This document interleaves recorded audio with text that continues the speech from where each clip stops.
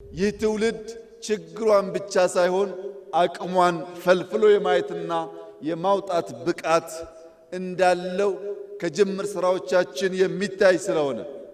ችግሯን ብቻ ሳይሆን አቅሟን ከኢትዮጵያ መቀበል ብቻ ሳይሆን ለኢትዮጵያ መስጠት ብዙ እጆች በትብብር ካልሰሩ እህል ዳቦ መሆን ስለማይችል በትብብር መንፈስ በብዙ ትጋትና ልፋት አዲስ የታሪክ ገጽ ለኢትዮጵያ ለአፍሪካም ብርሃን የሚሆን የብልጽግና ጅማሮ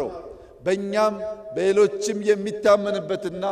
ለትምህርት የሚውል ዳግም አድዋ በኢትዮጵያ ይከበር ዘንድ ዛሬ አፍሪካ የምትፈልገው ብልጽግናን ነውና በልጽገን ለማበልጸግ በጋራ እንድንሰራ በድጋሚ በታላቅ ትህትና አደራ እላችሁ እፈልጋለሁ።